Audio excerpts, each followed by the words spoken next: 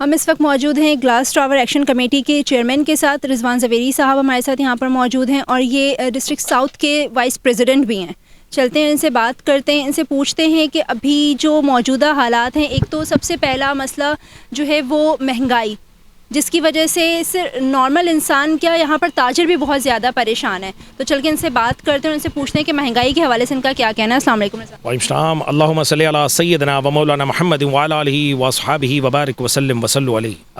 ये तो आपने ये वो सवाल कर दिया जो पूरी आवाम, पूरी पाकिस्तानी आवाम की आवाज़ है, जो यहाँ पर चाहे वो इनसे कारोबार से वाबस्ता हों या ना हो, तमाम तबका जो है वो इन सारी परेशानियों को फेस कर रहा है।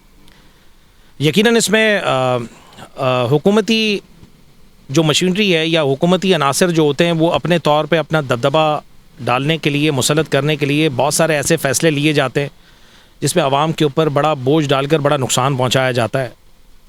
तो आपने मैं आपको सबसे पहले मैं आपको शुक्रिया अदा भी करूंगा कि आपने बड़ा ज़बरदस्त आपने ये इशू हाईलाइट करने की कोशिश कर रहे हैं। इसमें आवाम में ये असल समझाने की ज़रूरत है, उसमें शऊर उजागर करने की ज़रूरत है। ये वो हॉट टाइम है जिस वक्त तमाम लोग ज़हनी तौर पे तैयार हो चुके हैं। मैं आपको पिछले दिनों एक किसी जगह पर प्रोग्राम हो रहा था, उसमें मैंने उनका नाम मैंने डिस्क्लोज़ नहीं किया। मैं यहाँ तक कि मैं बता सकता हूँ कि उन लोगों ने ख़ुदकुशी करने के ऊपर भी मुतरादिफ हो चुका है। लोग, इज़्ज़त वाले लोग वो इस हद तक आ चुके हैं कि वो ख़ुदकुशी करने के मुतरादिफ उनके लिए वो मकाम आ चुका है। मैंने अक्सर व बेशतर मैंने देखा है कि बहुत सारा ऐसा तबका भी मौजूद है जिसमें मज़दूर तबका भी है, इफ़ेक्टेड जो है वो मज़दूर तबका भी है। मैंने पिछले वक्तों में ये भी बहुत सारी चीज़ें हम लोगों ने हर प्लेटफॉर्म से, जहाँ जहाँ पर भी बात हुई, हम लोगों ने हर प्लेटफॉर्म से हमने बात ये बताने की कोशिश की कि देखें, इसमें मुतासर जो है ना वो तमाम लोग इसमें मुतासर हो रहे हैं, चाहे वो मज़दूर तबका है, दुकानदार है। कराची के अंदर 40 लाख कारोबारी मराकज़ हैं, उससे हज़ारों नहीं लाखों लोग कारोबार से वाबस्ता हैं।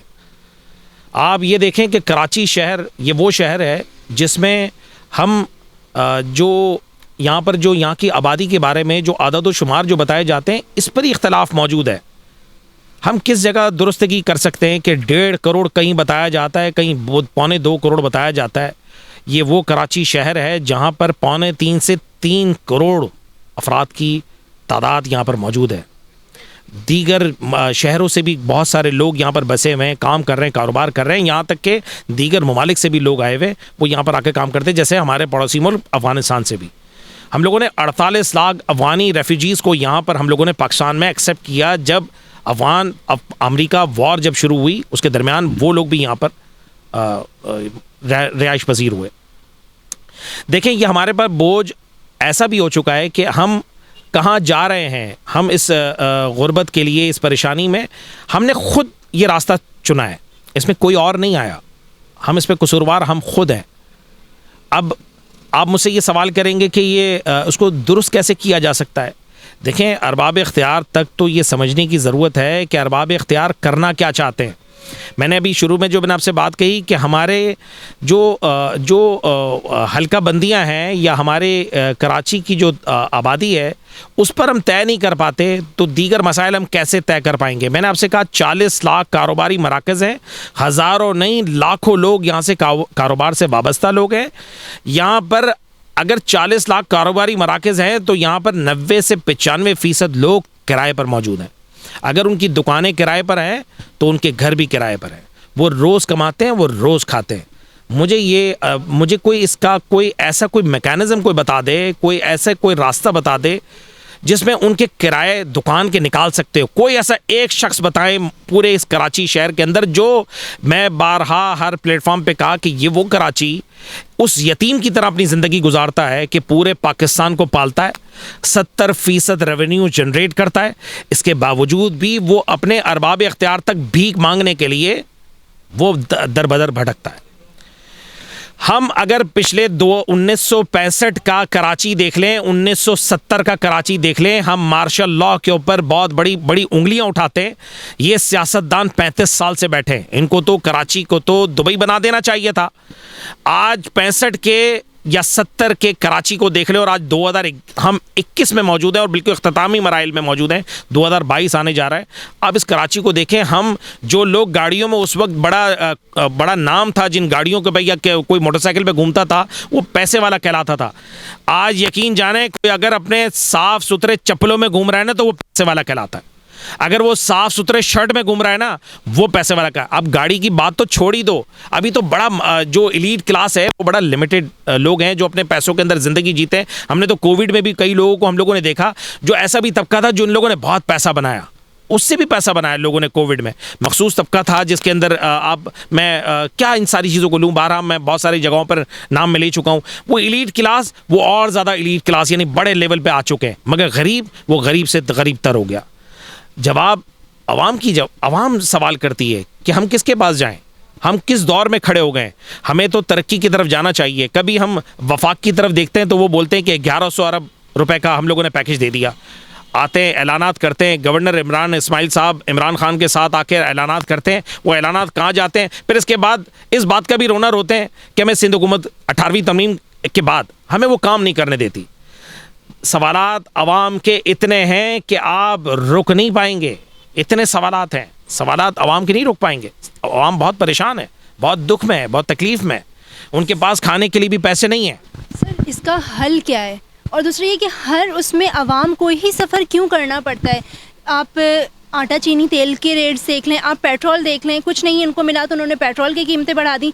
जो लोग बेचारे रोज़ाना सुबह जाते हैं, अपने घरों से निकलते हैं, बाइक पे जाते हैं, एक तो उनको सार्जन की तरफ से तंग किया जाता है, दूसरा पेट्रोल की कीमत इतनी ज़्यादा बढ़ गई है। तो क्या लोग बाइक्स भी छोड़कर क्या पैदल सफ़र करना शुरू करें या चिंची वालों के नखरे बर्दाश्त करें? एक एक करके हम स्टेप बाय स्टेप ले लेते हैं। जैसे अभी आपने कहा कि ट्रैफिक पुलिस की तरफ से भी हैरेसमेंट होती है। अच्छा, हम ट्रैफिक पुलिस की तरफ से ले लेते हैं। क्या ये मैं दुरुस्त नहीं हूँ कि क्या ट्रैफिक पुलिस का कुछ ऐसा भी तबका है जिसमें उनको रोज़ का ठेका दिया जाता है कि रोज़ के इतने चालान लाओ वरना तुम्हारे जेब से भरने पड़ेंगे? क्या ये मैं गलत बोल रहा हूँ? मीडिया सुन रहा है, आप लोग तमाम लोग सुन रहे हो मेरी बात। आप लोगों ने जो ठेके दिए हुए हैं उन गरीबों के साथ, अगर उनको 32,000, 38,000, 40,000 उनको गवर्नमेंट ऑफ पाकिस्तान उनको देती है, रियासत पाकिस्तान तनख्वाह देती है, क्या उनको ठेका नहीं दिया गया? क्या ये मैं गलत बोल रहा हूँ? मैं अब बात यह है कि यहाँ पर चालान की बात है, दुख तकलीफ तो इस जगह पर है कि यहाँ पर पुरसाने हाल है क्या, कौन सुनेगा हमारी बात?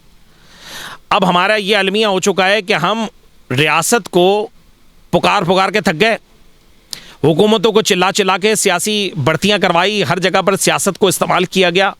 हम कौन सी ऐसी हुक्मरान जमातों को कौन सी जगह पर हम ब्लेम करें?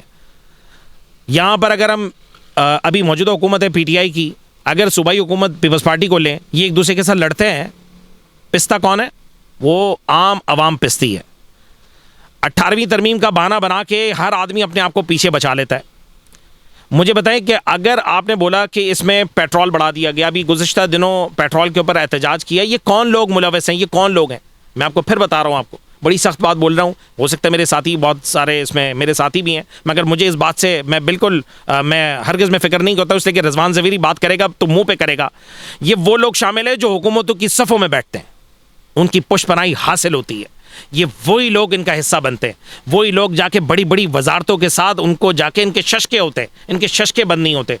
तो ये एहतजाज भी एक किसी जगह पर रुख बदलने के लिए होता है, यानी कई जगह पर डाइवर्ट करने के लिए, हुकूमत को सपोर्ट करने के लिए ऐसे एहतजाज रिकॉर्ड कराए जाते हैं। मैं माजरत के साथ कहूँगा ये सब चीज़ें राज फाश हो चुके हैं। ये जिस तरीके का पिछले दिनों जो एक ड्रामा रचाया गया, क्या हुआ? एहतजाज वापस लेना पड़ा। क्या आपको ऐसे एहतजाज करने के बाद क्या हुकूमत के खिलाफ जो नारे लगने वाले थे वो क्या बंद हो गए? वो नहीं बंद हुए, बल्कि और ज़्यादा शोर के साथ और शिद्दत के साथ निकले। क्या हम अब यही रह गया हमारे लिए कि अब रियासत को छोड़ दिया, सियासी जमातों को छोड़ दिया, अब हमारे को चीफ ऑफ आर्मी स्टाफ को ही पुकारना पड़ेगा? क्या हम हर बात के लिए चीफ जस्टिस को ही पुकारें? क्या पाओ? ये कौन सा तरीका, कौन सा दस्तूर है? हम किस जगह मौजूद हैं? हम कहाँ चले गए? हम किस दस्तूर पे आ गए? हम इतने ज़्यादा पीछे आ गए। हम लोगों को कंपैरिजन करते हैं, कभी हम Singapore, Bangkok, China, India, Bangladesh. ओ भाई, बांग्लादेश का भी मुकाबला नहीं कर सकते हो आप। बांग्लादेश कहाँ पर मौजूद है? इंडस्ट्री आप जाके देखे तो सही कि काम कैसा है। यहाँ का कितना कारोबारी तबका जो है वो वहाँ पर जाकर अपनी इंडस्ट्रियाँ खोली, उन्होंने उनको स्पेस दिया। आप यहाँ पर स्पेस को ख़त्म कर दिया। मैं बड़ी माजरत के साथ कहता हूँ मैं कि आपने 1 करोड़ नौकरियों के बारे में कहा, आपने 50 लाख घर के बारे में कहा, क्या हुआ? उसका क्या बना? देखें बहुत सारे ऐसी बातें, तल्ख बातें भी हैं जिसका आपको मेरे ख्याल से अब सामना, अब इलेक्शन 2023 आने वाला है, उसमें काफ़ी आपको सामना करना पड़ेगा गुर्बत का सामना। मैं आपको बता रहा हूँ कि आज मैंने आपको 90% दुकानदारों का, मैंने आपको कहा कि यहाँ पर कराची में 40 लाख अफराद कारोबारी मराकज़ हैं जिसके अंदर 90% लोग किराए पर हैं, घर किराए के, माल इसके ऊपर उधार में डाला जाता है। इसके बाद लोगों के पास इतनी सकत नहीं है। ये कराची माशी हब है बेसिकली, ये पूरे पाकिस्तान को पालने वाला। आज लोगों से उसको भीख मांगनी पड़ती है, वो टैक्स भी देता है, सब कुछ देता है। ये उस बच्चे की तरह है, इसके साथ ट्रीटमेंट ऐसा किया गया कि यहाँ पर अब जैसे सिंध हुकूमत को कहा जाता है, तो उसने अभी मुर्तज़ा वहाब एडमिनिस्ट्रेटर कराची उनको बनाया गया। आप मुझे बताएं, एडमिनिस्ट्रेटर आने के बाद उन्होंने क्या पहला पैगाम दिया कि ये तो भाई बहुत पुराना, 35 साल पुराना जो है ये सारा बिगाड़ हुआ है, ये फौरी तौर पे हल नहीं होगा। और भाई मुझे ये बताओ, ये पीपल्स पार्टी कितने दौरों में यहाँ पर रह चुकी है? 2003 से लेकर 2008 तक भी रही है। भाई क्या हुआ? पीपल्स पार्टी को नहीं पुकारना चाहिए क्या? आर्मी ये आप मुझे बताओ, जब आर्मी इस्टेब्लिशमेंट के साथ आप या दीगर और भी ऐसे जितनी भी हुकूमतें बनी हैं, मार्शल लॉ जब लगाया गया था, मिनी मार्शल लॉ कह दो, जब 1999 का कू हुआ, तो उसके बाद भी, इससे पहले भी तो पीपल्स पार्टी अपनी हुकूमत कर चुकी है ना। हर आदमी हर दौर के अंदर इस गंगा में अपने हाथ धो बैठा है। आप अपने आप को कैसे, आप अपने आप को बचा सकते हो? इसलिए कि कसूरवार आप हो, आप बैठे थे उनके साथ में, आपने क्यों आवाज़ नहीं बोली? जब जैसे आप हुकूमतों से अलहदा होते हो, उनके खिलाफ बातें करना शुरू कर लेते हो। भाई चेहरे वही हैं, वही पुराने चेहरे हैं, वही नई शक्ल के साथ आ जाते हैं, नया लबादा ओढ़ते हैं और बैठ जाते हैं, और ये बेवकूफ़ बनाते हैं आवाम को। आवाम अब बेवकूफ़ बनने की नहीं है। मगर मैं फिर अब इस आपके प्लेटफॉर्म से मैं फिर आवाम से कहूँगा कि देखिए, बड़ा आपके पास सुनहरी मौका है। देखें, ये लोग आपके पास 2023 इलेक्शन के लिए, इनके पास एक इसके अलावा और कोई ज़रिया नहीं है इलेक्शन के सिवा। ये भीख मांगने के लिए आते हैं आपके पास, ये आपके पाँव पड़ते हैं, ये आपके पास तमाम चीज़ें काम करने के आपको दावे वादे भी कर देते हैं आपको। मुझे ये बताएं, आपके पास ये बेहतरीन अपॉर्चुनिटी है, इसमें आप अपने जितने काम आप इनसे करवा सकते हैं ये करवाएं। इसके अलावा इनके पास कोई यानी इनके पास सब्स्टिट्यूट क्या है? ये किसके पास जाएंगे? ये क्या चीज़ ऐसी ला सकते हैं? ऐसा कौन सा फिनोमेना है ये हमारे सामने, आवाम के सामने रखेंगे जिसमें ये मसाइल को हल करने की तरफ लेकर जाएंगे? मसाइल हल करने वाले मसाइल हल करते हैं। ऑरेंज लाइन, ग्रीन, ओ भाई बसें लेकर आए यहाँ पर, ग्रीन लाइन बस जो चलने की है, कितने साल पहले उसको शुरू करना था। कराची की आवाम को तो ये फैसिलिटीज़ यार कितने बरसों पहले मिली थी। आप देखें ना, सर्कुलर रेलवे के ऊपर उन्होंने कहा कितनी बड़ी बड़ी इमारतें हैं, वो मस्मार करने का ऑर्डर जारी किया। उस मुजरमान को कौन पकड़ेगा कि इससे पहले एनओसी जारी किसने की? चीफ जस्टिस ऑफ पाकिस्तान को तो इस बात पे भी नोटिस लेना चाहिए, जुर्रत का मुजाहरा करना चाहिए कि उन अनासर के खिलाफ भी एक्शन ले। ये नहीं हो सकता कि आप उन लोगों के खिलाफ आप एक्शन लें जिन्होंने एनओसी ली, और जिन्होंने एनओसी दी उसके खिलाफ कोई कार्रवाई नहीं की गई। देखिए, आवाम के अंदर सवालात बहुत सारे हैं, वो तकलीफ में इतना है कि वो ऐसा भी है कि वो खुदकुशियों पर आ चुके हैं, उनके पास खाने को पैसे नहीं है। वो चोरी, डकैती, छीना झपटी ये क्यों बढ़ रही है? तमाम लोगों के लिए सवाल है ना, क्या जवाब दो, क्या किस जगह पर ये सारी वाक़यात हो रहे हैं? हमने 2018 से पहले जब रद्दुल फसाद, ज़रब अज़ब, जब एक ऑपरेशन किया गया, उसके बाद तो अल्हम्दुलिल्लाह कराची के अंदर रेंजर्स ने बड़ी ज़बरदस्त तरीके से उन्होंने एक गिरफ्त कायम की थी, उसमें तमाम मुजरमान का कला कामा किया, तमाम चीज़ें उसको बेहतरी की तरफ जा रही थी। मगर धीरे धीरे अचानक से क्या हुआ ऐसा कि वो रेंजर्स के वो तमाम इख्तियारात दोबारा से बिल्कुल पस्त हो चुके हैं। मैं आपको फिर दोहरा रहा हूँ, क्या वजह हुई कि रेंजर्स के वो इख्तियारात दोबारा क्यों ले ली गए? देखिए, छीना झपटी बढ़ रही है, वो हम ही में से लोग निकलते हैं, वो सारी चीज़ें हो रहे हैं, उनके साथ जुल्म ज़्यादती इतनी हो चुकी है, इसलिए कि उनको ये पता है कि यार ये कोर्टों में होता क्या है, जिसके पास पैसा है वो फ़ौरन से अपने मतलब के फैसले करवा लेता है। मैं आपको फिर बोल रहा हूँ आपको कि इसके बाद आपको इसके आगे की जो दुनिया उसके बारे में आप सोच नहीं रहे। आपको लगता है कि यही आपकी दुनिया है, यही आपकी जन्नत है, और यहीं से निकले यहीं पर आपको सब निमट जाएगा, और ऐसा कुछ भी नहीं होगा। असल दुनिया तो आपकी बात की शुरू होने की है। इख्तलाफात देखें, हम अगर इख्तलाफ रख रहे हैं ना, तो हमें आपकी बातों से, आपके अंदाज से, आपकी हुकूमत के तरीक़ेकार है, उससे हमें इख्तलाफ है। हमारा ज़ाती इख्तलाफ नहीं है, मेरा ज़ाती मसला नहीं है। ग्लास टावर एक्शन कमेटी हमेशा से उन तमाम चीज़ों की, उन ताजिर अवाम की, हम ताजिरों की आवाज़ बनते रहें कि जो जनरल आवाज़ है, हम लोगों ने उनकी आवाज़ बनेंगे इंशाअल्लाह ताला। हर प्लेटफॉर्म पर ये बोलते रहेंगे, बताते रहेंगे कि देखें, एक पिसा हुआ जो एक मजदूर है वो पिस गया। हम अगर 3 साल पहले अगर जाते हैं तो आटा किस जगह मौजूद था? अच्छा, आटे को अगर आप उठा लेते हो, कोई 40 रुपए किलो था, 45 रुपए किलो था, आज 75 80 पता नहीं कितने रुपए होता गया। यहाँ पर मजदूर की जो तनख्वाह है, जो 15,000 रुपए 3 साल पहले थी, आज भी 15,000 रुपये है, वो खड़ा हुआ वहीं पर है। अच्छा, हम यहाँ पर नौकरियां देने की बातें करते हैं, यहाँ पर लोग तो नौकरियों से बाहर निकल चुके हैं, लोग नौकरियां उनके हाथ से चले गई हैं। कई मालकान ने बोल दिया कि तुम्हारे को अगर वारा खाता है तो काम कर लो इसी मजदूरी के अंदर, वरना आप कारोबार छोड़ दो।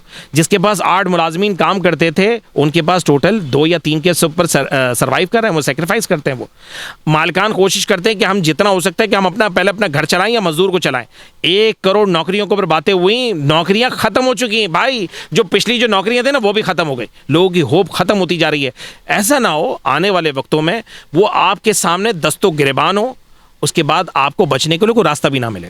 सर, मेरा आखिरी सवाल आपसे ये है कि अभी कोऑपरेटिव मार्केट में आग लगी, उसके बाद ज़ैनब मार्केट में आग लगी, आपकी टीम वहाँ पर पहुँची भी थी, आप लोगों ने एक कैंप भी लगाया था, लेकिन गवर्नमेंट से वहाँ पर कोई नहीं आया, उनका कोई पुरसाने हाल नहीं है। वहाँ पर आज भी वो दुकानें उसी तरह बंद पड़ी हुई हैं, लेकिन एक के बाद दूसरी दुकान का एकदम से आग लगना समझ नहीं आया। अच्छा, देखें, मैंने वहाँ पर एक कवर हुआ था, वहाँ पर काफ़ी मीडिया भी वहाँ पर मौजूद था। मैंने बहुत सारी चीज़ें मैंने हाईलाइट की थी कि देखें, इतनी बड़ी ऊपर इमारत बनी हुई है, नीचे दुकानों को ऊपर खाकस्तर कर दिया, लोगों की ज़िंदगी भर की जमा पूंजी थी वो खाक हो गई। वो लोग रो रहे थे, जो लोग ज़कात दिया करते थे, लोगों को सदका किया करते थे, खैरात किया करते थे, वो बाहर खड़े होकर पैसों की भीख मांग रहे थे। और हुकूमत से रियासत कहाँ थी? हमने तो वहाँ पर भी सवाल किया था। वज़ीर आला के बारे में मैंने तो ये बात बोली थी, मैं तो सख्त अल्फाज में, सख्त लहजे में मैंने बात बोली थी, क्या आप क्या है? आप खुदा हैं? कौन है? आपको जब आपको एक हुकूमत दी जाती है तो आदि खुदाई का मालिक होता है। अगर आपको इतनी ज़्यादा फ़िक्र होती कोऑपरेटिव मार्केट के दुकानदारों की या ताजरों की या मजलूम इंसानियत के नाते अगर आपको होती, तो आप फौरी तौर पे वहाँ पर इनिशिएटिव लेते। हालांकि मुर्तज़ा वहाँ पर पहुँचे, उसके बाद वो लॉलीपॉप देने के बाद वो चले गए। इसके बाद हुआ क्या? सबसे ज़्यादा फ़ोटो सेशन वहाँ पर हुआ, लोग आए, अपनी तस्वीरें खिंचवाई, चले गए। MP MNAs आए, तस्वीरें खिंचवाई, चले गए। काम कौन करवा रहा है? मैंने वहाँ पर भी कहा था कि गवर्नर इमरान इस्माइल साहब, आप यहाँ से हमारे साउथ से इलेक्शन लड़े, आप यहाँ से लोगों को वोट दिया है। अगर आप PTI की अगर बात करते हैं, 13 नेशनल असेंबली की सीटें मिली आपको इस कराची से, आपको इस सूबे से 29 सीटें मिली आपको PTI को। कौन पूछ रहा था आपको? आपको कोई पूछने वाला नहीं था। आज आप किस जगह खड़े हैं आपको पता है? आपको पता भी नहीं है। आपको अंदाजा करो, आवाम से आप जाके आप सवाल तो करें। आप ये आपको भी पता है कि आपको, मेरे ख्याल से अगर वोट की, अगर या इलेक्शन की कोई बात की तो आपको मारेंगे। वहाँ पर क्या हुआ? कोऑपरेटिव मार्केट में जब आग लगती है तो सिर्फ सिवाय शोबदेबाजी के कुछ भी नहीं हुआ। बड़े बड़े ऐलानात हो गए कि भाई आज ये PTI की तरफ से खुरन शेख ज़मान ने ऐलान कर दिया या गवर्नर इमरान इस्माइल ने दोबारा से पैमाइश करने का। भाई वो ताजिर भिखारी नहीं है, मैं आपको फिर बता रहा हूँ, वो आपसे पैसा नहीं मांग रहा, वो भिखारी नहीं है। आपने उनको भिखारी की फहरिस्त में खड़ा कर दिया, वो भिखारी नहीं है। आपको उनके साथ वो सिर्फ ये कह रहे हैं कि हमारी जो पुरानी दुकानों की जो पैमाइश है उसके ऊपर लेकर आ जाए, हमें माल नहीं चाहिए, माल का सब कुछ जो करना होगा हम कर लेंगे, हमारी दुकानें दोबारा से बना कर दे दें। आपने उनको इतनी मखदूश इमारत बनाने के चक्कर में लग गए कि आग लगी। इसके बाद विक्टोरिया मार्केट में लगी। इसके बाद बहुत सारी ऐसे इलाके हैं जहां पर ऐसे यके बाद दीगर वाकयात इतने पेश आए आग लगने के, उसके ऊपर कान नहीं धरे गए। सिर्फ ये हुआ कि अब मार्केटों पर छापा पड़ने के बाद वहां पर कई मार्केटों पर छापा मारा कि भाई कौन सी जगह पर गैस सिलेंडर मौजूद है नहीं है, जो फायर डिस्ट्रीब्यूशन सेंटर है नहीं है, किसी के पास बाहर सामान पड़ा, फालतू का उनको तंग किया गया कि जाके वो सोफा कचरा पड़ा हुआ उस पर आग लगने की चीजें हैं। वहां पर लोगों को मौका देते हैं। देखें, मुझे ऐसा लगता है कि जब ये एक वक्त में ऐसा होता था कि जब हेलमेट पे पाबंदी लगाई जाती थी हुकूमत की तरफ से, तो वहां पर आपको ये कहा जाता था, बोले कि यहां पर हेलमेट बिक नहीं रहे ना, हेलमेट बिकवाने का रास्ता इस तरीके से तलाश किया जाए। नहीं होता तो पुलिस वालों को एक सेफ साइड उनको देने के लिए कि वो पैसे कमाने का एक रास्ता बन गया, उनको ऐसे कमाने का रास्ता दिया जाए। जब यहाँ का वज़ीर आला ये कहता है कि आप, पिछले दिनों उन्होंने एक स्टेटमेंट दिया था कि कोविड-19 के जो वैक्सीनेशन कार्ड अगर आप नहीं लेकर जाएंगे तो देखें, आप पुलिस वालों को खुद मौका देते हैं। आप तो जब यहाँ का वज़ीर आला ये कहता है कि आप उनको मौका क्यों देते कि वो रिश्वत ले, तो आप इसके बाद आप किसको बोलोगे? आप किसी को कुछ भी नहीं कह सकते भाई, यहाँ पर दस्तूर है। मगर इसके बाद हम लोगों ने, ताजिर बरादरी अपने तौर पे जितना इनिशिएटिव ले सकती है वो ले। इसके बाद उनको थोड़े से होश के नाखून आए और उसमें इमरान इस्माइल साहब भी पहुंचे। फिर मैंने गुजारिश की थी इदरीस मेमन जो चैम्बर ऑफ कॉमर्स के सदर भी हैं, फिर इसके बाद स्मॉल इंडस्ट्री के जो मजीद मेमन, उनकी तरफ से पूरी टीम आई माशाल्लाह से। उन्होंने विक्टोरिया मार्केट का भी विजिट किया, दीगर जमातों के साथ भी, दीगर लोगों के साथ, और भी रफ़ाई इदारे भी हैं वो भी गए। हमें खुशी इस बात पर हुई कि ये देखिए ज़रूरत इन लोगों की है कि आप आगे आएँ, आप काम कर सकते हैं, आप काम करवाएं। हम अपने तौर पर तो बहुत सारे लोगों को तजावीज़ देते हैं। ग्लास टावर एक्शन कमेटी आज आपके मीडिया के तवज्जुह से एक बेहतरीन ऐलान करने जा रही है उन ताजिर बिरादरी की तरफ से कि देखें लोगों के पास सकत नहीं है कारोबार की, लोग किराए नहीं दे पा रहे। आज ग्लास टावर एक्शन कमेटी अपने एतमाद के साथ कराची के तमाम ताजिरों को जो मालिकान की फहरिस्त में मौजूद हैं, मैं उनसे आज इस आपके मीडिया के तवज्जुह से रिक्वेस्ट करूंगा कि अगर वो मालिकान की फहरिस्त में हैं, 90% किराएदार हैं, अगर आपका 1 साल के बाद का जो एक्सटेंड करते हैं आप, जो 10% आप बढ़ाने का जो कानूनी आपका राइट्स है, खुदारा कुछ ना कर सकें तो उनका 10% आप उनका एक्सटेंड ना करें। इस बार उनको जितना रिलीफ आप दे सकते हैं वो दें। ये आज ग्लास टावर एक्शन कमेटी अपने तौर पे, इसलिए कि हम भी मालिकान की फहरिस्त में हैं, हम अपने तौर पे पहले हम शुरुआत अपने तौर पे कर रहे हैं। हमारी जहाँ पर जिन हमारी कमेटी के मेंबरान की जहाँ पर भी उनकी दुकानें जहाँ पर मालिकान की फहरिस्त है उनकी, इंशाल्लाह ताला वो आज से वो ऐलान कर रही है कि जितने भी हमारे जो एक्सटेंड होने वाले जो किराए हैं वो हम इंशाल्लाह ताला 10% हम उनको नहीं लगाएंगे, उनके चार्जेस नहीं लगाएंगे। तो हमारी तरफ से दीगर ताजिर बिरादरी को जो ऑनरशिप में उनको भी चाहिए कि इस किस्म के फौरी तौर पर ऐलानात करके उनको रिलीफ दें, बेहतरी की तरफ लेकर जाएं। देखें हम एक दूसरे को सहारा दे सकते हैं, इसके अलावा कोई भी नहीं है। अभी पुरसाने हाल कोई भी नहीं, वो पूछने वाला कोई भी नहीं है। यहाँ पर हम अपने तौर पर बैठ रहे हैं और मैं मजीद मेमन साहब से भी मैं कहूँगा और उसमें इदरीस मेमन साहब से भी मैं कहूँगा, रिक्वेस्ट करूँगा कि वो चैम्बर के प्लेटफॉर्म से देखें छोटे ताजरों के लिए, छोटे स्मॉल ट्रेडर्स के लिए एक बेहतरीन इनिशिएटिव जो ग्लास टावर एक्शन कमेटी ने लिया, तो आप भी अपने तौर पर, आपकी बड़ी बुलंद आवाज़ है, बड़ी दूर तक आवाज़ जाती है, लोग आपकी बातों को सुनते हैं और समझते भी हैं, उस पर अमल भी करते हैं। तो आप एक ऐसा बेहतरीन ऐलान करें जिसमें तमाम मालिकान को ये कहा जाए कि वो अपनी 10% जो एक्सटेंड की जो चार्जेस होती है, जो कानूनी आपका राइट बनता है, उसको छोड़ दिया जाए। इससे ज़्यादा एक वो कहते हैं कि उस ज़ख्म के ऊपर एक मरहम के मुतरादिफ होगा। जी, ये थे हमारे साथ रिजवान ज़वेरी साहब। इनकी गुफ्तगू आपने सुनी और इन्होंने बहुत अच्छी बात की। जो मीडिया पे कहने से बहुत सारे जो लोग हैं वो डरते हैं, लेकिन ये माशाल्लाह इनके अंदर हिम्मत इतनी है कि इनको जो कहना होता है ये बिना डरे बिना कुछ सोचे ये बोल देते हैं। कल किसी नए मेहमान के साथ आपसे फिर मुलाकात होगी। अल्लाह हाफ़िज़। इस वीडियो को लाइक करें, हमारे चैनल को सब्सक्राइब कर बेल आइकन ज़रूर प्रेस करें हमारी न्यू वीडियो सबसे पहले देखने के लिए।